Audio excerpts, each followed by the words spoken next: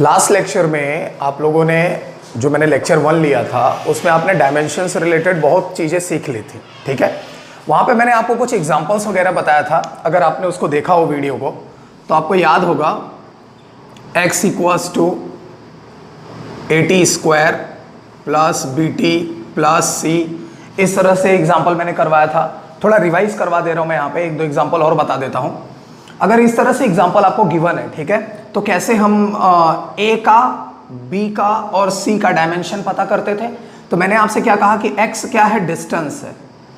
x क्या है, distance है। थोड़ा रिवाइज करवा रहा हूँ, ठीक है। x क्या है, डिस्टेंस है। तो ये आपको मालूम है डिस्टेंस इक्वल है किसके, तो डिस्टेंस ऑलवेज डिस्टेंस के ही इक्वल होगा ना, मतलब ये सब डिस्टेंस होने चाहिए। तो ये पूरा क्या है, ये पूरा डिस्टेंस है, ये भी डिस्टेंस है। ये पूरा क्या है, ये भी पूरा डिस्टेंस है। और ये भी क्या है, ये भी डिस्टेंस है। तो इसका मतलब ये हुआ कि AT स्क्वायर डिस्टेंस है, डिस्टेंस मतलब x है, ठीक। BT भी क्या है, डिस्टेंस है, किसके इक्वल, x के। और C भी क्या है, डिस्टेंस है, x के इक्वल। इतना क्लियर, लास्ट वीडियो मैंने समझा दिया था। तो यहां से A का वैल्यू अगर निकालना है तो x upon T square, x का डायमेंशन L, T का T स्क्वायर, तो T ऊपर चला गया। यहाँ पे ऐसे बॉक्स जरूर बना लेंगे, नहीं तो रॉन्ग हो जाएगा। तो LT माइनस 2, तो ये देखिए A का वैल्यू आ गया। ऐसे ही B का निकालना था तो B equals to x upon T, तो x का क्या L और T का T, ऐसा बॉक्स में जरूर बना लीजिएगा, ठीक है। तो ये हो गया LT माइनस 1। ये जो पावर है ना वो बॉक्स के अंदर लिखिए, ठीक है। यहाँ पे देखिए C, तो C इक्वल्स टू x, तो x का L होता है। तो देखिए C का वैल्यू आ गया L। इतना क्लियर हुआ। तो ये सब मैंने बता दिया था आपको। अच्छा, इसके बाद एक दो एग्जांपल और देख लेते हैं, एक दो एग्जांपल और देखिए यहाँ पे। जैसे मान लीजिए ऐसा आपको गिवन हो f equals to a√x plus BT square. मान लीजिए आपको ऐसा गिवन है और आपसे पूछे कि A और B, A का डायमेंशन बताओ और B का डायमेंशन बताओ, ठीक है। तो आप क्या करेंगे, वंस अगेन F क्या है, फोर्स है। तो फोर्स इक्वल्स, फोर्स किसके इक्वल होगा, फोर्स के ही इक्वल होगा ना। तो ये फोर्स के इक्वल है, मतलब ये भी फोर्स है और ये भी फोर्स है। बात समझ रहे हैं। तो F किसके इक्वल, A√x। तो A का वैल्यू क्या होगा, F अपॉन √x। √x को मैं x 1/2 भी तो लिख सकता हूं, ठीक। अब डायमेंशन A का पता चल जाएगा। यहाँ फोर्स का डायमेंशन क्या होता है, MLT माइनस 2। मुझे याद है इसलिए मैंने लिख दिया। आपको थोड़ी प्रैक्टिस करनी पड़ेगी। x मतलब लेंथ, तो लेंथ का इधर हो गया 1/2, क्लियर। ये आ गया A का। अब ये L नीचे हाफ है, ऊपर फुल 1 है। देखो ऊपर L कितनी बार है, 1 टाइम है, और नीचे L कितनी बार है, हाफ टाइम। तो ये L ऊपर जाएगा, डिनोमिनेटर ऊपर जाएगा तो माइनस हाफ होगा। तो 1 में माइनस हाफ करोगे तो हाफ बचेगा। तो फाइनल आ गया ML हाफ और T माइनस 2। तो ये देखो A का डायमेंशन आ गया, क्लियर। ऐसे ही B का निकालना है तो आपको मालूम है F BT स्क्वायर के इक्वल होगा। तो F equals to BT square. तो B का वैल्यू कितना होगा, F अपॉन T स्क्वायर।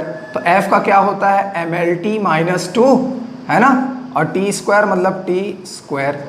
ध्यान रहिए कैंसिल नहीं होगा क्योंकि यहाँ माइनस है, यहाँ प्लस। अब ये ऊपर जाएगा T स्क्वायर, ये T स्क्वायर ऊपर जाएगा ना, तो माइनस का 2, तो यहाँ पे बढ़ जाएगा, तो MLT माइनस 4 हो जाएगा। तो ये देखिए B का वैल्यू आ गया, क्लियर है। तो इस तरह से आप इक्वेशंस अगर कोई भी गिवन है तो इस तरह से प्रैक्टिस कर सकते हैं। अभी मैंने काफी टिपिकल इक्वेशंस नहीं दिए हैं जो जेईई मेंस और नीट पे पूछे जाते हैं, बट ये भी काफी इंपॉर्टेंट है, ठीक है। उसका अलग से वीडियो में बनाऊंगा, डोंट वरी।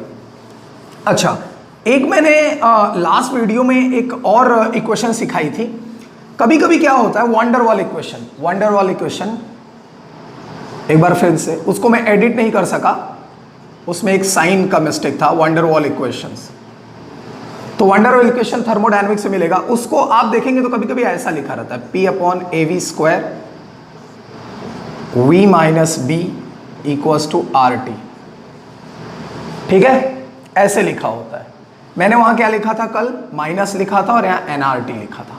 तो चलिए n का तो मैटर नहीं है, n तो राइट है, बट यहाँ माइनस की जगह प्लस होगा, मैं वो एडिट नहीं कर पाया। तो याद रखना आप, लेकिन जो मेथड मैंने सिखाया था इनको सॉल्व करने का वो सेम है, चाहे प्लस हो चाहे माइनस हो, बट मेथड सेम है। मैं इक्वेशन की बात कर रहा हूं कि इक्वेशन में एक साइन का मिस्टेक था, तो ये p plus A upon V square ऐसा आपको इक्वेशन दिया रहेगा, ठीक है। और सॉल्व कैसे करते हैं वो आप समझ चुके हैं, मैंने लास्ट वीडियो में भी सिखाया। और ये इक्वेशन कभी कभी ऐसे भी लिखा होता है p plus N A upon V square और v minus N B equals to N R T. तो याद रखना बच्चों, चाहे ऐसे इक्वेशन लिखा हो चाहे ऐसे लिखा हो, कंफ्यूज मत होना। n क्या है? कांस्टेंट है, नंबर ऑफ मोल। तो नंबर ऑफ मोल कांस्टेंट होता है, मतलब n का डायमेंशन नहीं होगा, ठीक है। तो आपसे क्या पूछेगा? a का डायमेंशन बताइए, a का, और किसका? b का। a और b का डायमेंशन। तो मैंने आपको बताया था ना, ये प्रेशर है, तो प्रेशर प्लस, तो प्रेशर को किस में प्लस कर सकते हैं? प्रेशर में ही ना। इसका मतलब a अपॉन वी स्क्वायर क्या है? ये भी तो प्रेशर ही होगा। तो इसका मतलब प्रेशर किसके इक्वल हुआ? a अपॉन वी स्क्वायर के। क्लियर? और इधर क्रॉस मल्टीप्लाई कर दो, ठीक। तो a का वैल्यू आ गया पी वी स्क्वायर, ठीक है। p क्या है? प्रेशर है, और v क्या है? वॉल्यूम है। दोनों का इसका डायमेंशन यहां पुट करो आंसर। तो p का डायमेंशन आप यहां पता कर सकते हो, force upon area, force upon area ना।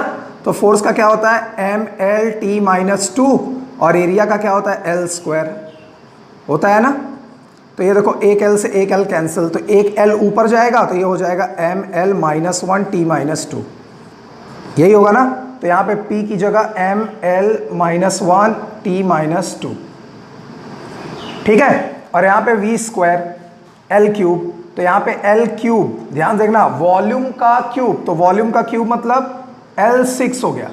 आई थिंक वहां पे कैलकुलेशन मिस्टेक हो गया होगा, मुझे याद नहीं आ रहा है। तो फिलहाल आप देख लेना एम एल माइनस 1, और ये वॉल्यूम का L क्यूब होता है और स्क्वायर है तो L6 हो गया।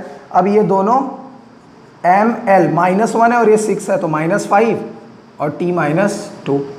इतना तो कैलकुलेशन आप समझ गए होंगे, है ना। ऐसे ही v और b का निकालना है, तो v equals to b, volume minus B, तो इसका मतलब वॉल्यूम को वॉल्यूम से ही माइनस कर सकते हैं, तो जो वॉल्यूम है वही बी है। तो वॉल्यूम का क्या होता है? एल क्यूब होता है। तो ये देखो आ गया बी का आंसर, इधर ए का आंसर आ गया, उधर बी का आंसर आ गया। इतना क्लियर?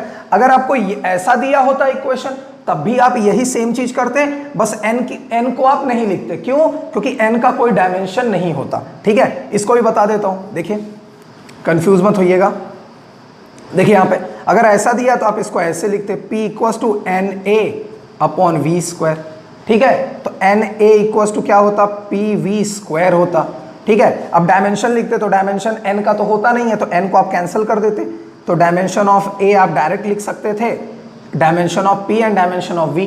तो p का डायमेंशन इधर आ ही चुका है, एम एल माइनस 1 और t माइनस 2, और इधर वॉल्यूम का L क्यूब होता है और उसका स्क्वायर हो जाएगा तो L6 हो जाएगा। तो वंस अगेन वैसे ही हो गया, इधर L6 है, यहाँ L माइनस 1 है, तो M L minus 5 T minus 2, once again वही आ गया, ठीक है। यहाँ पे v इक्वल्स टू, जैसे यहाँ v इक्वल्स टू n लिखा था, यहाँ n भी हो जाएगा। n से कोई मतलब है नहीं डायमेंशन का, तो b का डायरेक्ट L क्यूब आ जाएगा। इतना क्लियर हुआ? तो याद रखना, सेम डायमेंशन वाले या सेम क्वांटिटी को ही आप ऐड कर सकते हैं और सेम क्वांटिटी को ही आप जो है माइनस कर सकते हैं। इतना क्लियर हुआ? ये बात याद रखना, सेम क्वांटिटी वालों को ही, मतलब टाइम को टाइम में प्लस कर सकते हैं, टाइम को टाइम में माइनस कर सकते हैं, और मास को मास में ही प्लस कर सकते हैं, मास को मास में ही माइनस कर सकते हैं। अच्छा, एक चीज और इंपॉर्टेंट चीज, मल्टीप्लाई और डिवाइड कुछ भी कर सकते हैं, जैसे F equals to M A. अब देखिए ये फोर्स है लेकिन ये मास है, एक्सेलरेशन है, तो मास इंटू एक्सेलरेशन आप कर सकते हैं, मास को एक्सेलरेशन में मल्टीप्लाई कर सकते हैं। क्लियर हुआ? तो याद रहे, मल्टीप्लाई और डिवाइड कुछ भी हो सकता है, इससे मैटर नहीं है, ठीक है। तो मल्टीप्लाई डिवाइड चलता है, लेकिन सब्ट्रैक्शन और एडिशन में सेम क्वांटिटी होनी चाहिए, मास का मास से ही होना चाहिए, टाइम का टाइम से ही होना चाहिए। इतना क्लियर हुआ? अच्छा, इसके बाद आज मैं आपको पढ़ाने वाला था एप्लीकेशन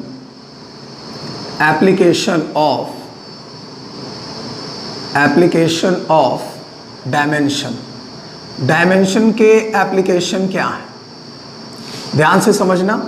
डायमेंशन के एप्लीकेशन, पहला होता है to check the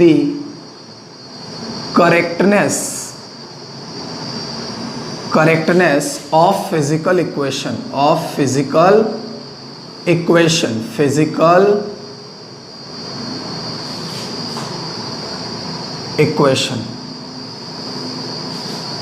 two check the correctness of physical equation, ये फर्स्ट है। सेकंड क्या है?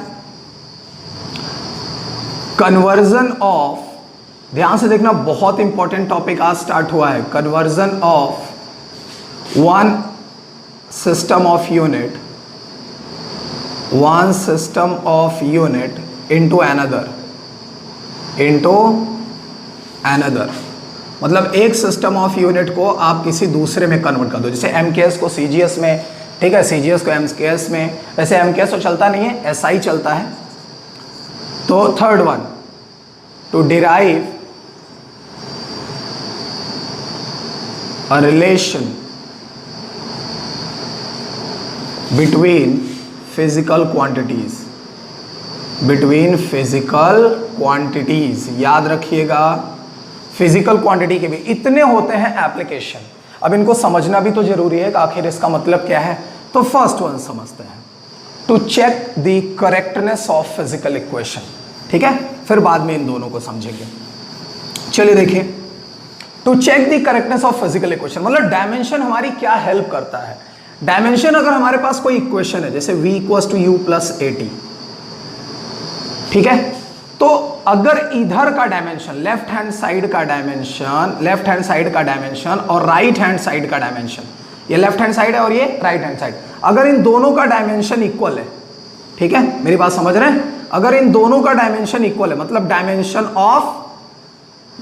Of left hand side equals to dimension of right hand side, अगर दोनों साइड का डायमेंशन इक्वल है तो इसको हम बोलते हैं प्रिंसिपल ऑफ होमोजेनिटी।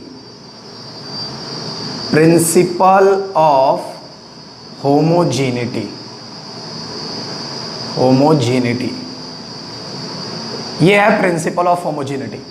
एक बार वापस से क्लियर कर लेते हैं।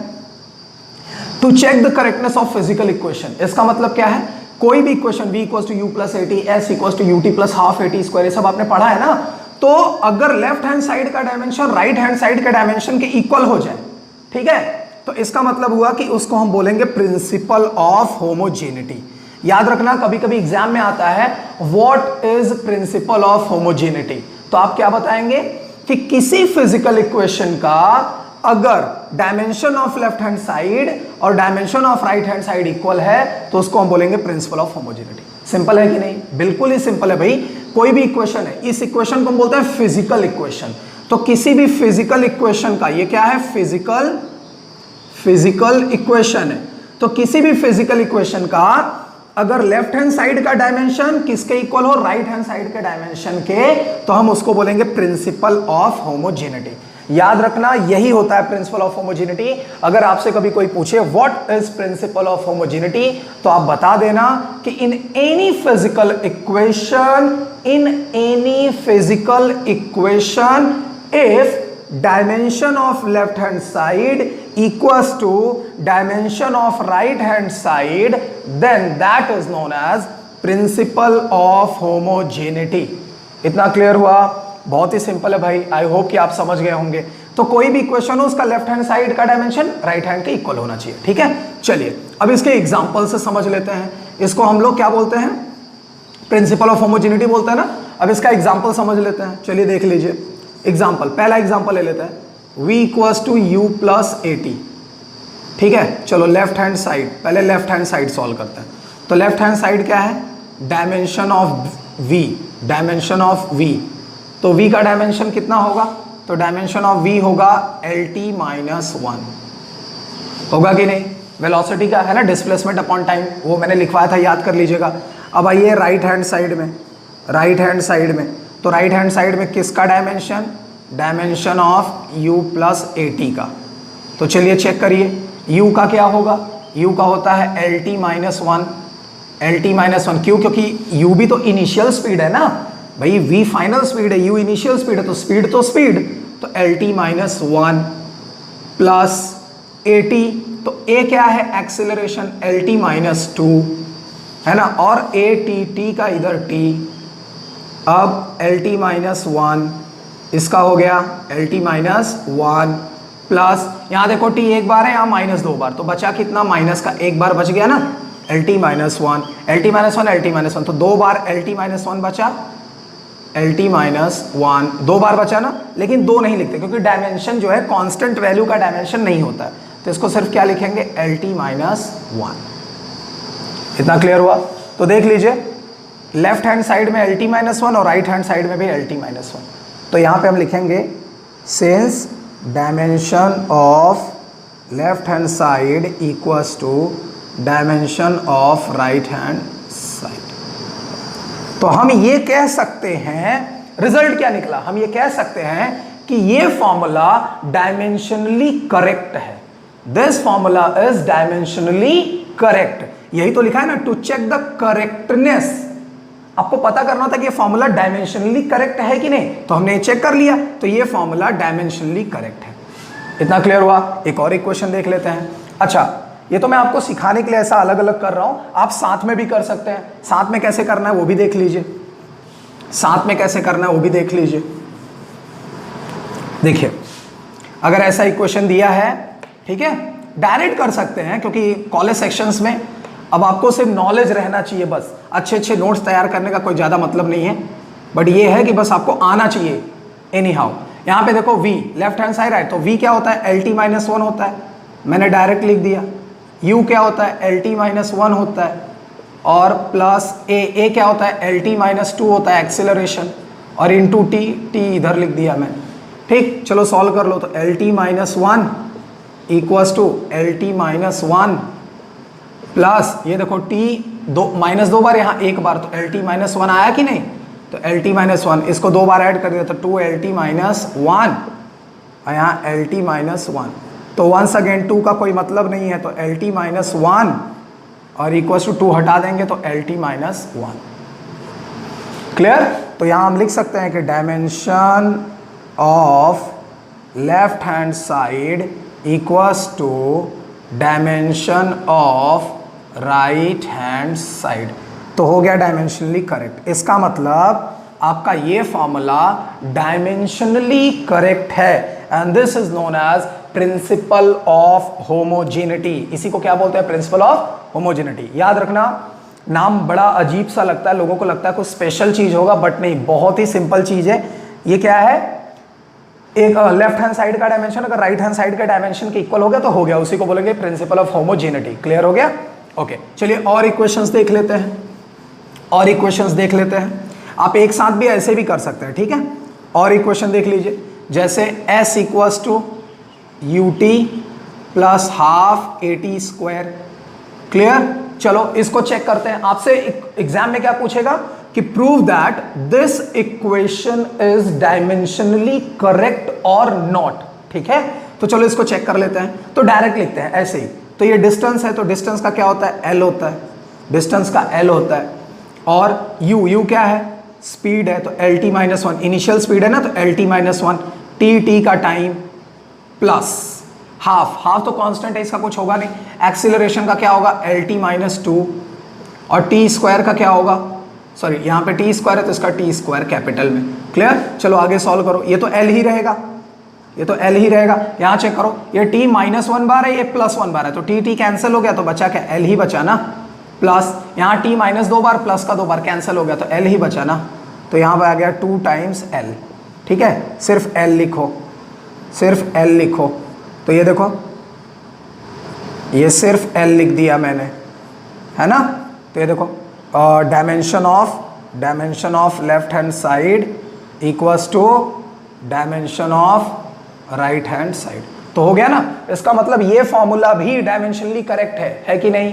तो याद रखना, इस तरह से कोई भी इक्वेशन आपको गिवन हो, कोई भी इक्वेशन आपको गिवन हो, आप इसको सॉल्व कर सकते हैं और बता सकते हैं कि डायमेंशनली राइट है कि नहीं। चलिए एक दो एग्जांपल और ट्राई कर लीजिए। ठीक है, देख लेते हैं वो भी बराबर है कि नहीं है। एक आपके पास है V square equals to U square, एक आपके पास है V square equals to U square minus 2s या प्लस 2s व्हाटएवर। अब आप ये ट्राई कर लेना घर पे। ठीक है, v का एल टी माइनस वन होता है, होल स्क्वायर कर देना। इसका भी एल टी माइनस वन होता है, होल स्क्वायर कर देना। ठीक है, तो इसका भी आप सॉल्व कर सकते हो। ठीक, चलिए मैं कुछ और बताता हूं, जैसे मान लीजिए टाइम पीरियड होता है 2 pi under root L by G के, होता है ना एल बाई जी के। तो चलो इसका निकालो, तो ये हो गया टी, ये हो गया टी, टाइम का तो टी, और 2 पाई का कोई डायमेंशन होता नहीं है। आपको चेक करना है कि ये इक्वेशन राइट है कि नहीं। तो 2 पाई का कोई डायमेंशन होता है, नहीं होता। तो under root L by G, under root L, L का क्या होता है, लेंथ होता है, और जी क्या है, एक्सेलरेशन है। जी मतलब ग्रेविटेशनल एक्सेलरेशन ना, याद है। जी का फॉर्मूला होता है 9.8 मीटर पर सेकेंड स्क्वायर। और मैंने आपको बताया था कि अगर आपको यूनिट दिया हो, ये देखो यूनिट दिया है ना, तो मीटर का क्या होता है एल, और टाइम एस सेकेंड, और -2 यूनिट से भी तो निकाल सकते हो। तो इसका वाला ग्रेविटेशन एक्सेलरेशन का एल टी -2, तो यहाँ एल टी -2, इतना क्लियर हुआ। तो ये देखो एल से एल कैंसिल हो गया, एल से एल कैंसिल हो गया, तो ये t -2 ऊपर चला गया, तो यहाँ पे बचा क्या, t का स्क्वायर बचा। क्लियर है।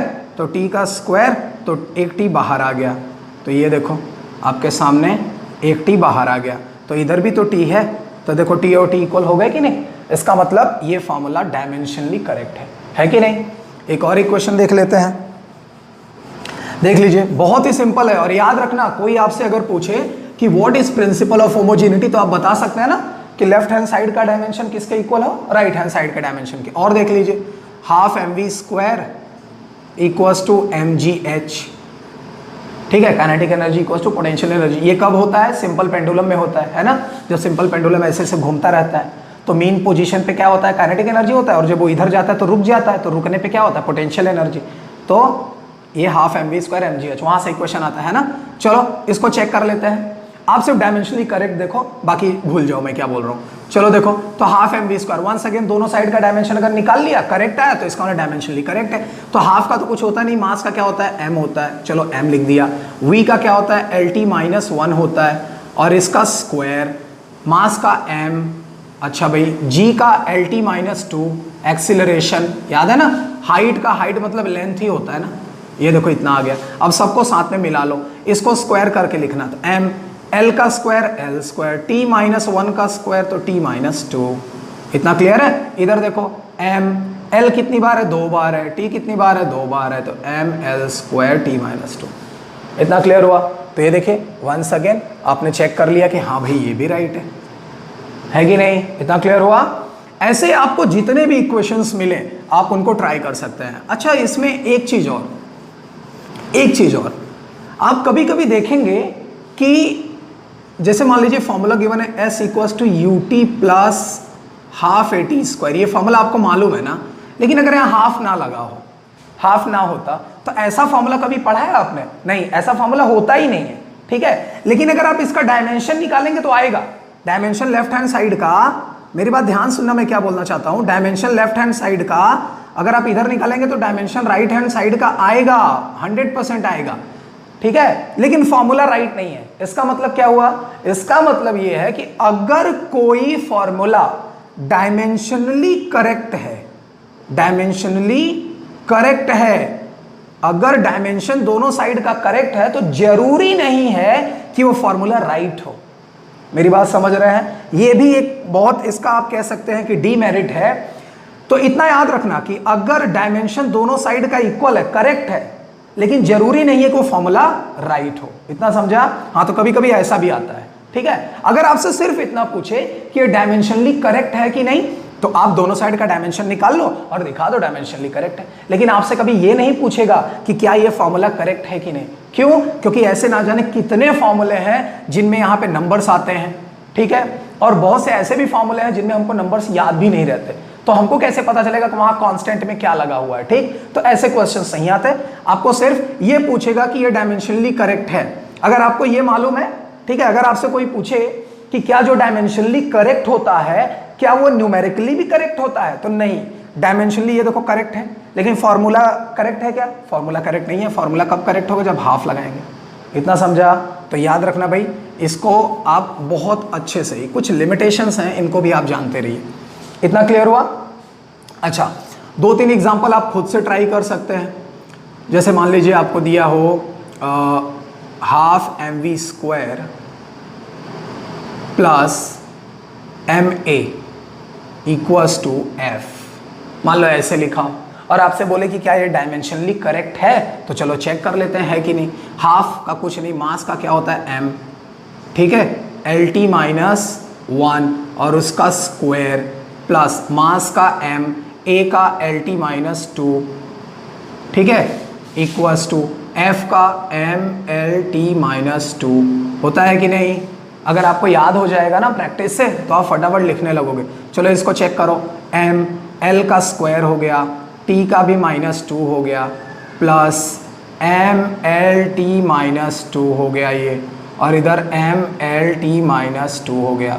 चलो बताओ दोनों साइड क्या इक्वल है? ये देखो ये थोड़ा अलग है, ये तो इक्वल है, ये दोनों इक्वल है लेकिन ये अलग है, इसका मतलब ये फॉर्मूला राइट नहीं है। इतना क्लियर हो गया? तो याद रखना, इस तरह से हम चेक कर सकते हैं कि कौन सा फॉर्मूला राइट है और कौन सा फॉर्मूला राइट नहीं है। इतना क्लियर हुआ? चलिए अब इसके बाद जो है नेक्स्ट टॉपिक पे आते हैं। अब एप्लीकेशन ऑफ डायमेंशन का जो सेकेंड वाला पॉइंट था, तो सेकेंड पॉइंट क्या था, मैं वापस से याद दिला दूं आपको। सेकेंड पॉइंट था conversion of one system of unit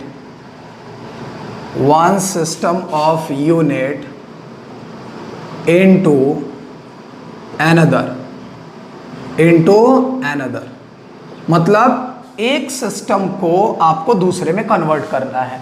तो ज्यादातर हमको क्या मिलता है कन्वर्ट करने को? SI यूनिट को हमको कन्वर्ट करना होता है CGS में, याद रखना, या CGS को कन्वर्ट करना होता है SI यूनिट। बस यही दो चीज आपको मिलेगा कन्वर्जन में, ठीक है? तो याद रखना, conversion of one system of unit into another system of unit. तो SI यूनिट को या तो CGS में कन्वर्ट करना है या तो CGS को SI यूनिट में कन्वर्ट करना है। इतना क्लियर हुआ? अच्छा, इसको कैसे कन्वर्ट करेंगे उसके लिए एक छोटा सा फॉर्मूला होता है, ये देखिए आप लोग, एक फॉर्मूला होता है N1U1 इक्वल्स टू N2U2। ये फॉर्मूले से हम इसको कन्वर्ट करेंगे। मतलब इन दोनों में एक SI यूनिट वाला है और एक CGS यूनिट वाला है, या तो ये SI यूनिट है या तो ये CGS है, या तो ये SI है ये CGS है। क्लियर? चलो ये फॉर्मूले को यूटिलाइज कैसे करते हैं जरा ध्यान से देखना। अच्छा, अब आपको ये नहीं समझ में आ रहा होगा कि सर ये NU N2 U2 ये सब क्या है, तो मैं आपको बता दूं, ये N1 और N2 नंबर्स हैं। N1 और N2 ये नंबर्स हैं, नंबर्स जैसे 1 2 3 4 ऐसा डॉट डॉट। U1 और U2 ये यूनिट्स हैं। U1 और U2 क्या है? यूनिट्स हैं। अच्छा कैसे? देखो N1 की जगह मैंने लिख दिया 1 kg, सॉरी N1 की जगह 1 लिखा और यूनिट की जगह मैंने लिखा 1 kg। तो देखो ये 1 कौन है? N1 है। kg कौन है? यूनिट है, यूनिट माने N1 U1 हो गया। बात समझा? तो N जो है वो नंबर होता है, U कौन होता है? यूनिट होता है। ठीक है, तो अब इसमें क्या होता है ध्यान से देखना। इसमें जैसे मान लीजिए N1 U1, तो जो N1 है उसको आप हमेशा ऐसे ही लिखेंगे और जो U1 है उसको लिखेंगे M1 L1 T1 equals to N2 M2 L2 T2। ये रहा इसका एक और फॉर्मूला, और इसी को हम यूटिलाइज करेंगे हर एक न्यूमेरिकल में। आपको थोड़ा भी कंफ्यूजन हो रहा होगा, डोंट माइंड, अभी आप सब समझ जाएंगे कैसे क्या करना है। बस आप ये समझिए conversion of one system of unit into another ये सेकंड एप्लीकेशन है, और N1 U1 equals to N2 U2 formula है। इसको यूज कैसे करते हैं? ऐसे करते हैं N1 M1 L1 T1 equals to N2 M2 L2 T2। ये क्या हुआ? N1 वैसे ये यूनिट का जो डायमेंशन होगा वो यहाँ लिखेंगे। जैसे यूनिट में मैंने लिखा था ना 1 kg, तो kg का डायमेंशन क्या होता है? मास, तो सिर्फ यहाँ मास लिखेंगे, ये नहीं लिखेंगे। ठीक है, इतना क्लियर हुआ? चलिए अब देखते हैं, जरा एक न्यूमेरिकल से समझते हैं। न्यूमेरिकल से समझते हैं, बहुत ही सिंपल है, आप ध्यान से देखना। देखिए कैसे, एग्जाम्पल ले लेते हैं हम लोग। एग्जाम्पल में यहां पे चलिए मान लेते हैं, अगर आपसे पूछता है कि convert 1 newton equals, convert 1 newton into dyne, convert 1 newton into dyne. आपको मालूम है ना न्यूटन SI यूनिट है और डाइन CGS है, तो आ गया ना, SI यूनिट को किस में कन्वर्ट करना है? CGS यूनिट में कन्वर्ट करना है। चलिए यहाँ पे सोल्यूशन में देखिए, चलिए लेट कर लेते हैं, let 1 newton equals to X dyne. ये हो गया इक्वेशन नंबर 1। मान लिया मैंने 1 न्यूटन को किस में कन्वर्ट करना है, डाइन में कन्वर्ट करना है। तो मैंने मान लिया कि let 1 newton equals to X dyne. ठीक है, चलिए अब यहां देखिए, फिर वही करना है। ये 1 है मतलब n1 है, याद आया कुछ? ये n1 है, ये u1 है, ये n2 है, ये u2 है, कुछ याद आया? हाँ वही चीज है ये। तो अब यहां पे देखना जरा ध्यान से, n1 की जगह 1 है तो मैंने 1 लिख दिया। ठीक, अब याद है आपको मैंने लिखा था MLT लिखा था ना, लेकिन बच्चों यहां पे M1 L1 T1 लिखा था ना, और इक्वल्स टू यहां x, और यहां भी क्या लिखेंगे M2 L2 T2, यही लिखेंगे ना? इतना क्लियर है? यही लिखेंगे ना, ऐसे ही लिखा था ना। तो यहां n1 की जगह 1 और n2 की जगह x, और बाकी M1 L1 T1 और M2 L2 T2। लेकिन यहां पे M1 L1 T1 अपने आप से नहीं आएगा, ये डिसाइड करेगा दिस वन, ये डिसाइड करेगा न्यूटन। तो न्यूटन कौन है? फोर्स, और फोर्स का डायमेंशन क्या होता है? तो फोर्स का डायमेंशन आपको मालूम होगा MLT-2 होता है। ठीक है, मैंने सिखाया था लास्ट लेक्चर में, आप जाके वहां चेक कर सकते हैं। तो MLT-2, तो यहां से देखिए MLT-2। तो अब देखिए कैसे इसको सॉल्व करेंगे। तो यहां 1 तो यही रहेगा, M1 L1 और ये T-2 रहेगा। कुछ समझ में आया? ऐसे ही यहां आइए, यहां भी सेम वही रहेगा, M2 L2 और T2-2। इतना क्लियर है? अच्छा, अब आपको x का वैल्यू चाहिए, तो इस सारे वैल्यू को इधर डिवाइड कर दीजिए। ठीक, तो यहां पे x इक्वल्स टू, तो ये सब कुछ इधर आ गया। तो M1 का साथ M2 से दे दो, M1 M2 के साथ आ गया, L1 को L2 के साथ बिठा दो, और T1-2 को T2-2 के साथ बिठा दो, और यहाँ पे 1 था। चलिए बताइए, पहले इतना समझा कि नहीं? एक बार फिर से मैं समझा देता हूँ। आपको कन्वर्ट करना है 1 न्यूटन को डाइन में, तो मैंने लेट कर लिया, अज्यूम कर लिया कि 1 newton equals to X dyne. ठीक है, अब 1 को 1 लिखा, न्यूटन का क्या होता है यूनिट, डायमेंशन क्या होता है? तो MLT-2 होता है। तो MLT-2 यहाँ भी लिखना है, MLT-2 यहाँ भी लिखना है। बस यहाँ M1 L1 T1 करना है, वहाँ M2 L2 T2 करना है। ठीक है, और आपको 1 newton equals to how much dyne चाहिए था ना, तो इसका मतलब आपको x का वैल्यू चाहिए, हाउ मच डाइन। तो ये x का वैल्यू अगर चाहिए तो ये पूरा चीज इधर डिवाइड करना पड़ेगा इसमें, ये पूरा चीज लाके इसमें डिवाइड करना है। तो M2 को इधर लाया तो M1/M2, L2 को इधर लाया तो L1/L2, और इसको इधर लाया तो ऐसा हो। ठीक, और इधर x बच गया। अब आपको x का वैल्यू चाहिए ना, इतना समझा? अच्छा, यहां पे 1।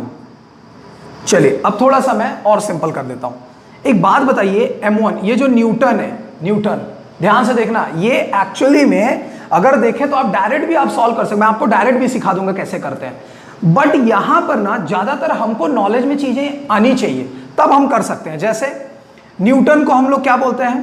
तो न्यूटन को हम लोग बोलते हैं किलोग्राम मीटर पर सेकेंड स्क्वायर। याद है? न्यूटन का एक और नाम होता है न्यूटन, तो न्यूटन का यूनिट और एक होता है किलोग्राम मीटर सेकेंड-2, होता है कि नहीं? इतना समझा? अब न्यूटन को अगर हम लोग लिखते हैं किलोग्राम मीटर, तो यहां न्यूटन के पास कौन कौन रहेगा? किलोग्राम रहेगा, मीटर रहेगा, और सेकेंड-2 रहेगा। तो यहां पे ये जो M1 है, M1 इसका मतलब ये किलोग्राम है, ये कौन है? मीटर है, और ये कौन है? सेकेंड-2 है। मेरी बात समझ रहे हैं?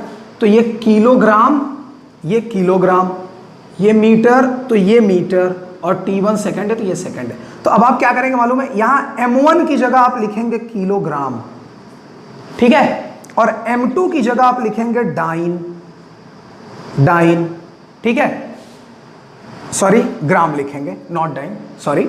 तो यहां पे M2 की जगह आप लिखेंगे ग्राम। बच्चों ध्यान से एक बार फिर से क्लियर कर लो। M1 देखो, न्यूटन को हम क्या बोलते हैं? किलोग्राम मीटर सेकेंड-2, तो किलोग्राम की जगह देखो M1 की जगह मैंने किलोग्राम लिखा, तो किलोग्राम, और M2 इधर वाले जो है ये CGS है ना, इधर वाले लोग CGS है, डाइन मतलब इधर का है ना, तो इधर का CGS है, इधर का SI यूनिट है। तो SI यूनिट वाले M1 L1 T1 है, और CGS वाले M2 L2 T2 है ना। तो SI यूनिट में M1 की जगह क्या हो गया? kg, L1 की जगह क्या हो गया? मीटर, है ना, और टाइम तो सेकेंड ही रहता है, तो सेकेंड-2। ठीक, अच्छा, अब M2 कौन है? डाइन वाले लोग हैं, मतलब CGS वाले लोग हैं। तो मास क्या होता है? CGS में ग्राम होता है। मीटर का CGS क्या होता है? सेंटीमीटर होता है। और सेकंड का तो सेकंड ही होता है, और इक्वल टू इधर x हो गया। इतना समझा, इतना क्लियर है। चलो अब देखो यहां पे हमको कन्वर्ट किस में करना है, हमको डाइन में कन्वर्ट करना, मतलब सीजीएस में जाना है हमको। ये एसआई यूनिट है और एसआई किस में कन्वर्ट करना है, सीजीएस में। तो यहाँ एसआई यूनिट वाले कौन दिख रहे हैं, केजी एसआई यूनिट है, मीटर एसआई यूनिट है, ये भी एसआई यूनिट है। तो जितने एसआई यूनिट है उनको बदल डालो। तो चलो ये 1 को 1 ही लिखो, केजी को ग्राम में कन्वर्ट करो। तो केजी में कितने ग्राम, अगर इसको मैं 1 अज्यूम कर लूँ 1 केजी, तो 1 केजी में कितने ग्राम होते हैं, 1000 ग्राम होता है। तो 1000 ग्राम और अपॉन ग्राम, ठीक है। मीटर, मीटर को सीजीएस में कन्वर्ट करो तो 100 सेंटीमीटर होता है और अपॉन सेंटीमीटर, ठीक। और सेकंड का सेकंड से तो ये तो कैंसिल ही हो चुका, इसको जाने दो। तो x क्लियर। अब यहां देखो ग्राम से ग्राम कैंसिल हो गया, सेंटीमीटर सेंटीमीटर कैंसिल हो गया, ठीक। कितने जीरो है काउंट कर लो। तो 1 इंटू 1 2 3 4 5 जीरो है, तो 10⁵ इक्वल्स टू x। ये 1 भी है ना साथ में, तो इसका मल्टीप्लाई करोगे तो 10⁵ ही आएगा ना। तो x का वैल्यू कितना आया, 10⁵ x की जगह आ गया 10⁵, ठीक। अब ये x का वैल्यू इक्वेशन नंबर 1 में सब्स्टिट्यूट कर दो। मेरी बात समझ में आ रही है। तो चलिए देखिए यहां पे ध्यान से देखिए, अब x का वैल्यू कितना आया 10⁵, तो यहां लिख दो। तो equation 1 becomes 1 newton equals to 10 x की जगह 10⁵ डाइन। ये देखिए आंसर आ गया, बात समझा। तो 1 न्यूटन इक्वल्स टू 10⁵ डाइन। अच्छा डायरेक्ट कैसे कर सकते हैं, तो डायरेक्ट वाला देख लीजिए। 1 newton equals to 1 newton equals to how much dyne, तो x डाइन, है ना। तो एक बात बताओ, यहाँ पे न्यूटन को हम लोग क्या बोलते हैं, kilogram metre second -2। x dyne को क्या बोलते हैं, ग्राम सेंटीमीटर सेकेंड -2। तो सेकेंड -2 ये, और इसको इधर ला दो। तो किलोग्राम अपॉन ग्राम को किलोग्राम के नीचे और इंटू मीटर और सेंटीमीटर को इसके नीचे ला दो, और इक्वल टू इधर x हो गया, इधर 1 तो रहेगा ही, है ना। अब देखो आपको सीजीएस में सब कन्वर्ट करना है, तो केजी में कितने होते हैं। तो ये 1 को अगर ना भी लिखें, 1 का तो मतलब है नहीं, तो केजी को हम क्या लिखेंगे 1000, है ना। केजी को 1000 ग्राम और अपॉन ग्राम, इंटू मीटर को 100 सेंटीमीटर और अपॉन सेंटीमीटर, और इक्वल टू x। तो सेंटीमीटर सेंटीमीटर कैंसिल, ग्राम ग्राम। अब देखो कितने जीरो है, 1 2 3 4 5, तो आ गया ना x का वैल्यू 10⁵। क्लियर। तो आप डायरेक्ट भी कर सकते हैं, बट एग्जाम में क्या होता है कि एक रूल होता है, रूल के अकॉर्डिंग करना होता है, ठीक है। चलिए आई होप कि आप समझ रहे होंगे। एक और एग्जांपल बता दूं तो फंडा क्लियर हो जाएगा। चलिए एक और एग्जांपल देख लेते हैं, ठीक है। चलिए देखिए एक और एग्जांपल, 1 जूल को कन्वर्ट करना है अर्ग में, ठीक। ये एसआई यूनिट है, ये सीजीएस यूनिट है, थोड़ा थोड़ा आपको तो आता ही होगा। चलो तो मैंने मान लिया 1 जूल को किस में कन्वर्ट करना है, अर्ग में। तो मैंने मान लिया चलो यहीं से 1 जूल इक्वल्स टू, यहाँ क्वेश्चन लिख देता हूँ, 1 जूल कन्वर्ट 1 जूल इंटू अर्ग, है ना, ये अर्ग हो जाएगा, ठीक। तो यहाँ सोल्यूशन में क्या ले लिया, लेट, देखो एकदम रूल वही, तो 1 जूल इक्वल्स टू x अर्ग हो जाएगा। तो इक्वेशन नंबर 1, ठीक। फिर से वही, तो ये 1, ठीक है, 1 तो डायमेंशन लिख देते हैं, दोनों साइड डायमेंशन लिख देते हैं। 1 को तो जाने भी देते हैं, 1 का कोई मतलब नहीं। तो जूल को क्या बोलते हैं, जूल को क्या बोलते हैं, ml²T-2। चलो थोड़ा बड़े में लिखता हूँ, 1 को चलो यहाँ लिख ही देता हूँ आपको, जिससे बिल्कुल कंफ्यूजन ना हो। एक बार फिर से देख लो, 1 जूल को किस में कन्वर्ट करना है, अर्ग में। तो 1 जूल इक्वल टू x अर्ग हुआ, 1 को 1 लिखा जूल की जगह। तो जूल बच्चों वर्क होता है, और वर्क का डायमेंशन आपको याद होना चाहिए था, ml²T-2 होता है, और इक्वल टू x, और अर्ग भी वही हो जाएगा ml², मतलब जो यहाँ होना चाहिए वो यहाँ होना चाहिए, -2। बस फर्क क्या रहेगा, यहाँ m1 l1 t1 और यहाँ m2 l2 t2। क्लियर। अब x का वैल्यू चाहिए, तो ये सब लोग इधर डिवाइड कर दो, तो इधर 1 हो गया, तो m1 के साथ m2 आ गया, ठीक है। इधर l1 स्क्वायर के साथ l2 का स्क्वायर आ गया, ठीक है। और इधर t1 -2 के साथ t2 का -2 आ गया, क्लियर, और इक्वल टू x, ठीक। अब यहाँ पे 1, अब बताओ ये m1 जूल वाले लोग कौन है, एसआई यूनिट है ना, तो मास को एसआई यूनिट में क्या लिखते हैं, केजी, और m2 कौन है, सीजीएस वाले हैं, तो इसको क्या लिखते हैं, ग्राम। तो kg अपॉन ग्राम। L1 ऊपर वाला SI है तो L मतलब लेंथ, लेंथ का क्या होता है मीटर, तो मीटर का स्क्वायर अपॉन सेंटीमीटर का स्क्वायर, और टाइम का तो सेकंड ही होता है, तो सेकंड -2 और सेकंड -2 और इक्वल्स टू x। तो ये कैंसिल हो गया, कोई मतलब ही नहीं है। यहाँ देखो कैंसिल नहीं हो रहा है, तो 1 kg को ग्राम में कन्वर्ट करो तो 1000, अब आप समझ रहे होंगे, और अपॉन ग्राम, क्योंकि नीचे वाला तो ग्राम है उसको नहीं कन्वर्ट करना है। मीटर स्क्वायर को सेंटीमीटर स्क्वायर में कन्वर्ट करना है, तो मीटर 2 बार है, मीटर इंटू मीटर, तो 1 मीटर में 100 सेंटीमीटर इंटू 100 सेंटीमीटर, 2 बार ऐसे लिख सकते हैं, ठीक है, और अपॉन सेंटीमीटर स्क्वायर और इक्वल्स टू x। अब बताओ सेंटीमीटर स्क्वायर, सेंटीमीटर 2 बार है, सेंटीमीटर सेंटीमीटर 2 बार है, तो centimetre centimetre centimetre square cancel, और यहाँ से ग्राम कैंसिल। ठीक, 1 का तो कोई मतलब है नहीं, क्योंकि 1 का किसी में मल्टीप्लाई करोगे सेम नंबर आएगा। तो 1 2 3 4 5 6 7, टोटल कितने जीरो आए 7, तो मतलब 10⁻7 आ गया x का वैल्यू। क्लियर? तो यहाँ पे इक्वेशन नंबर 1 इतना समझ में आप सबको। अब हम लोग यहाँ पे देखो इक्वेशन नंबर 1 में हम लोग यहाँ पे वैल्यू सब्स्टिट्यूट कर देंगे, तो 1 जूल इक्वल्स टू 10⁻7 अर्ग। ठीक है, आई होप कि आप समझ गए होंगे कैसे करते हैं इसको, ठीक है ना। चलिए, तो एप्लीकेशन ऑफ डायमेंशन का ये सेकेंड पार्ट था, ठीक है ना। अब इस तरह से कन्वर्ट करना है। अच्छा, एक दो चीजें आपके लिए मैं दे देता हूं, आप घर पे ट्राई करेंगे तो काम आएगा। चलिए देखिए यहां पे, देखिए जी का वैल्यू, कैपिटल जी का वैल्यू होता है 6.67 इंटू 10⁻⁻8 डाइन सेंटीमीटर स्क्वायर पर ग्राम -2।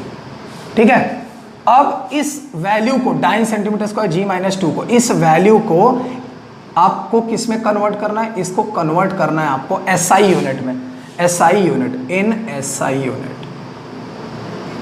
SI unit. ठीक है, ये पहला क्वेश्चन। दूसरा, आपको 1 डाइन को कन्वर्ट करना है न्यूटन में, न्यूटन में हाउ मच न्यूटन, ठीक है ना, कितना न्यूटन होगा वो बताना है। तीसरा, 1 अर्ग को हाउ मच जूल होगा, इसमें कन्वर्ट करना है, उल्टा। ठीक, तो जब आप उल्टा कन्वर्ट करेंगे तो मैं आपको आंसर बता के रखता हूं। पहले का आंसर क्या होगा, जैसे यहाँ पे 1 1 लिखा है तो 1 की जगह आप ये बड़ी वाली वैल्यू लिख के चलेंगे, तो ये तो वैसे ही रहेगा, कोई फर्क आने वाला नहीं। बस इनको सॉल्व करने पे आपको 10 की पावर कुछ मिलेगा, है ना। तो आप इसको जब सॉल्व करेंगे तो पहले वाले का आंसर आएगा 6.67 इंटू 10⁻⁻11। ठीक है, और बाकी डाइन की जगह न्यूटन, और सेंटीमीटर की जगह मीटर स्क्वायर, और ग्राम की जगह kg -2। ये पहले का आंसर आएगा। दूसरे का आएगा 10⁻⁻5 न्यूटन आएगा दूसरे का, ठीक है, और तीसरे का आएगा 10⁻⁻7 जूल आएगा। आप चेक कर लीजिएगा। तो आंसर मैंने आपको बता दिया है, आप इसको सॉल्व करके चेक करिएगा क्या आएगा क्या नहीं, ठीक है। चलिए एक थर्ड वन देख लेते हैं। थर्ड वन एप्लीकेशन क्या है, देखिए थर्ड वन एप्लीकेशन क्या है, derivation to derive a relation, to derive a relation between physical equation, between physical equation, ये थर्ड पॉइंट है। ठीक, तो चलिए देखिए, to derive a relation between physical equation. अच्छा, इसमें क्या होता है, इसमें क्या होता है, ये थर्ड वाला था एप्लीकेशन। अब इसमें एग्जाम्पल के थ्रू समझते हैं। आप किसी का भी एक नया फॉर्मूला बना सकते हैं। जैसे मान लीजिए आपको दिया है कि centripetal force, centripetal force depends on, centripetal force depends on mass of body m, small m, velocity v and radius r। मान लीजिए अगर आपको ऐसा रेडियस r, सेंट्रीपिटल फोर्स एक न्यूमेरिकल देता है आपसे और कहता है कि सेंट्रीपिटल फोर्स जो है वो डिपेंड करता है या एक्ट करता है। यहाँ ज़्यादातर डिपेंड होगा और या तो एक्ट होगा, याद रखना, या तो डिपेंड होगा या तो एक्ट लिखा होगा, एक्टिंग ऑन, ठीक है। तो centripetal force depends on mass of body m, velocity and radius r। तो आपको क्या बताना है, सेंट्रीपिटल फोर्स को हम F से डिनोट करते हैं ना, F से।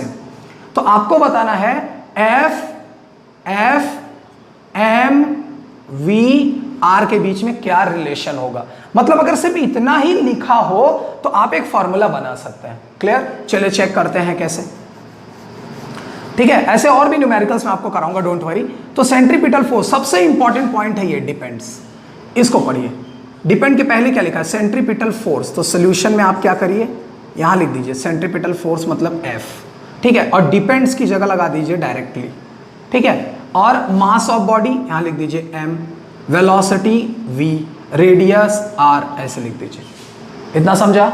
याद रखना, सेंट्रीपिटल फोर्स डिपेंड्स ऑन, तो आप सेंट्रीपिटल की जगह क्या लिख दिए, F, ठीक है। डिपेंड्स ऑन मतलब डायरेक्टली प्रोपोर्शनल, और मास ऑफ बॉडी तो m, वेलोसिटी v, रेडियस। अब यहां m के ऊपर आप a लिख दीजिए, b, c। क्यों? क्योंकि इसको डायमेंशनल मेथड से सॉल्व करना है ना, तो आप ऐसा a b c लिख दीजिए। ऐसे ही न्यूमेरिकल इसके सॉल्व करेंगे और कोई भी फॉर्मूला आप बना सकते हैं, ठीक है। तो चलिए अब इसको सॉल्व करते हैं। तो F इक्वल्स टू, यहाँ पे ऐसे लिख लेना लेट, ऐसा लेट। क्यों? क्योंकि यहाँ a b c भी लिख दिया ना मैंने। अच्छा, तो F इक्वल्स टू, तो आपको मालूम है यहाँ कांस्टेंट लग जाएगा, प्रोपोर्शनल हटाएंगे तो m a v b और r c, ठीक, ऐसे लिख दिया। अब ये हो गया आपका इक्वेशन नंबर 1। मतलब जो वैल्यू आएगी a b c की, वही वैल्यू इसमें सब्स्टिट्यूट कर देंगे, आंसर हो जाएगा।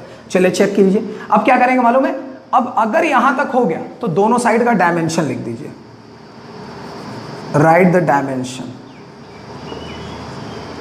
Right dimension on both side, right dimension of both side. चलिए देखिए बोथ साइड कैसे, F का क्या लिखेंगे, तो बताइए F का क्या होता है, MLT-2 होता है कि नहीं, ठीक। K तो कांस्टेंट है, कुछ होगा नहीं। M मास है, तो मास का क्या होता है M, और A को बाहर लिखिए। V क्या होता है, LT-1, V मतलब वेलोसिटी ना, स्पीड, तो LT- B को बाहर लिखिए। R मतलब रेडियस, तो रेडियस का L ही होगा, C।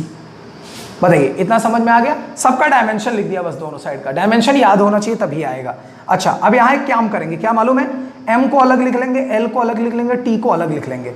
यहाँ M अच्छा हुआ अकेले है, तो M A हो गया, ठीक।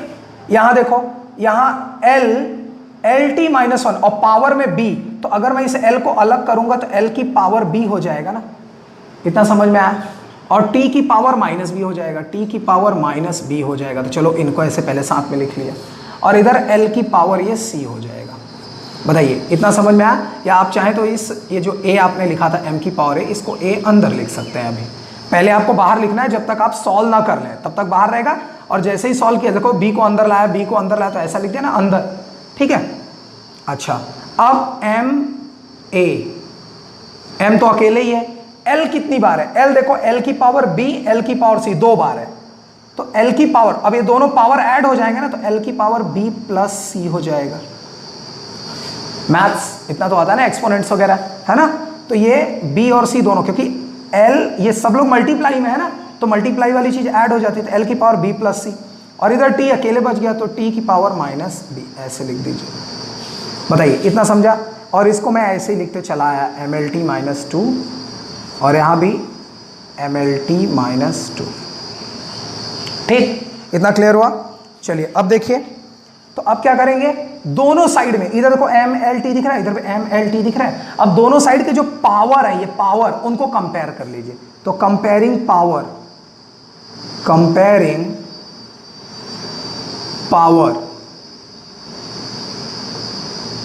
On both side, comparing power on both side, ठीक है। तो दोनों साइड पावर कंपेयर करके देखिए। चलिए बताइए, M का पावर इधर कितना है, A, कितना है A, इधर M का पावर कितना है 1, इधर M का पावर 1 मानेंगे ना, तो इसका मतलब A का वैल्यू किसके इक्वल आया, 1 के।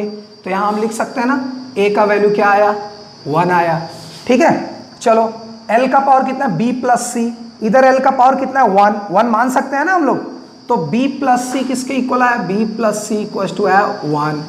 ठीक है, चलो यहां आ जाओ, t का पावर कितना है -b, इधर t कितना है -2, तो -b का वैल्यू आ गया -2। कंपेयर हो गया कि नहीं, फिर से चेक कर लो, इधर m कितनी बार है, a बार, इधर m कितनी बार है, एक बार, तो a और ये एक बार है, तो यहाँ पावर 1 मानोगे तो a का वैल्यू 1 के इक्वल हो गया। ठीक, ऐसे ही l कितनी बार है, b प्लस सी, यहाँ l कितनी बार है, एक बार, तो b प्लस सी एक बार के इक्वल हो गया, और यहाँ -b -2 के इक्वल हो गया। अब माइनस से माइनस कैंसिल, तो b का वैल्यू कितना आ गया, 2 आ गया, b का वैल्यू 2। ठीक, इतना समझा। अच्छा, अब ये b का वैल्यू 2 यहाँ लिख दो, तो 2 प्लस सी इक्वल टू 1, तो c इक्वल टू -1, तो ये देखो c का वैल्यू आ गया -1। इतना समझ में आया सबको, इतना क्लियर है, बहुत ही सिंपल है ना। तो चलिए अब देखिए, यहां पे अब क्या करेंगे, अब इक्वेशन 1 में ये सारी वैल्यू सब्सटीट्यूट कर दो इक्वेशन 1 में। तो इक्वेशन 1 मुझे याद है, मैं लिख देता हूं, f equal to K M A V B R C, ये इक्वेशन 1 था ना। अब इसी में इक्वेशन 1 में ये सारे वैल्यू सब्सटीट्यूट कर दो, किसके, a के, b के और c के। तो चलो लिखो, तो k m a की जगह 1, v b की जगह 2 और r c की जगह -1। अच्छा, इसको थोड़ा अरेंज करो, तो k m m1 जाने दो, और v स्क्वायर, r -1 है, नीचे चला जाएगा तो r की पावर +1 हो जाएगा, और +1 का कोई मतलब नहीं है। तो फॉर्मूला देखो आपके पास क्या आ गया, f equals to K M V square upon R. अगर k का वैल्यू 1 हो जाए, ऐसे ही अज्यूम कर लो, अगर k का वैल्यू 1 हो जाए तो देखो सेंट्रीपिटल फोर्स का फॉर्मूला यहाँ 1 हो गया, तो बचा कितना, M V square upon R. बचा कि नहीं, इतना समझ में आया। तो याद रखना, आप ऐसे भी सॉल्व कर सकते हो। ठीक है, तो ये एकदम सिंपल सा तरीका है। एक और न्यूमेरिकल चेक कर लेते हैं, ये देखिए फॉर्मूला बन गया कि नहीं, एक और चेक कर लेते हैं, बहुत ही सिंपल है। उसके बाद आप ट्राई करिएगा, इक्वेशंस वगैरह घर पे आपका टेक्स्ट बुक में होगा या कोई रेफरेंस बुक होगा, उसमें देख लीजिएगा। चलिए, जैसे मान लेते हैं एक और सिंपल सा, कि जैसे मान लीजिए F है फोर्स, ठीक है, फोर्स, और वो किस पे डिपेंड करता है, फोर्स डिपेंड्स ऑन। ये तो मैं शॉर्टकट में क्वेश्चन दे रहा हूं, बट आपको अगर फुल में भी लिखा होगा तब भी आप तुरंत समझ जाएंगे। तो फोर्स डिपेंड्स ऑन मास, मान लीजिए ऐसा बोल रहे हैं, force depends on mass m, acceleration a, then deduce the formula, मतलब फॉर्मूला बनाइए, अगर ऐसा दिया है। ठीक है, तो आई जाइए सोल्यूशन में, क्या करेंगे, लेट। तो बताओ भाई, फोर्स डिपेंड्स ऑन, तो डिपेंड मतलब डायरेक्टली मास पे डिपेंड करता है और a पे डिपेंड करता है। ठीक है, तो लेट किया है, मतलब यहाँ पे, अब यहाँ पे a और b लिखोगे तो यहाँ भी एक a है, तो कंफ्यूजन होगा। तो एक काम करते हैं, एक्स वाई लिख लेते हैं, एक्स वाई। ठीक, तो देखो f डायरेक्टली m की पावर x, a की पावर y, तो f equals to k constant और m की पावर x और a की पावर y, इक्वेशन नंबर 1। ठीक, इतना समझ में आया, जैसे पहले किया था वैसे ही तो कर रहे हैं। तो चलो डायमेंशन दोनों साइड में लिखो, dimension on both side, right,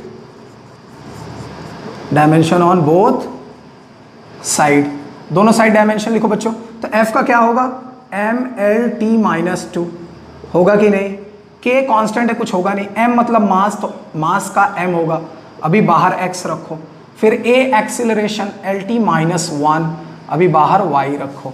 चलो अब इनको अलग अलग कर लो, तो mx अकेले है ना m, और तो कहीं है नहीं, l ये y अंदर चला आएगा तो ly हो जाएगा, तो l भी अकेले है तो मैं अभी अकेले कर लेता हूँ, t में भी y अंदर आ जाएगा तो माइनस क्या लिख लेंगे, y लिख लेंगे।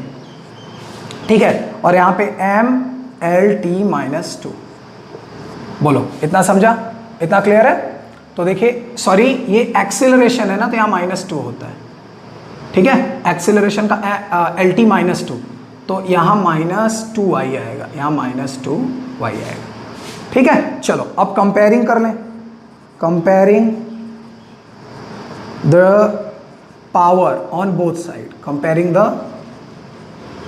Power on both side, comparing the power on both side. चलो m का पावर कितना है, x, इधर m कितनी बार है, एक बार, तो x का वैल्यू कितना है, 1 आ गया। ठीक, y का पावर कितना है, एल का पावर है वाई और यहाँ एल का पावर है 1, तो वाई का वैल्यू कितना आ गया 1। तो मेरे पास दो ही लोग तो थे एक्स और वाई, तो एक्स का वैल्यू आ गया, वाई का वैल्यू आ गया।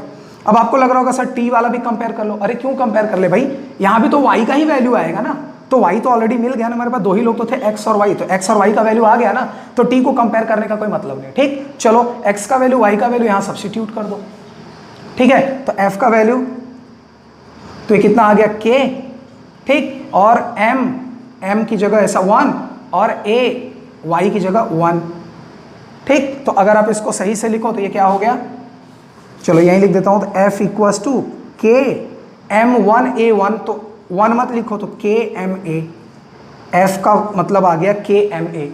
अगर के का वैल्यू 1 होता है, अगर मान लिया जाए इफ के इक्वल्स टू 1, तो एफ इक्वल्स टू कितना आ गया एम ए। ये तो आंसर आ गया कि नहीं। ठीक, आपको यहां तक जाने की जरूरत नहीं है, ये तो मैं आप जानते हैं ये फॉर्मूला, इसलिए बता रहा हूं, बस आप यहीं तक लिखिए, यही फाइनल आंसर है। इतना क्लियर हुआ? तो बहुत ही सिंपल है, ऐसे भी आप कर सकते हैं। ठीक है, चलिए एक लास्ट एग्जांपल मैं आपको थोड़ा हिंट दे देता हूं, आप घर पे उसको ट्राई कीजिएगा। क्लियर? देख लीजिए, यहां पे मान लेते हैं टाइम पीरियड है पेंडुलम का, टाइम पीरियड ऑफ पेंडुलम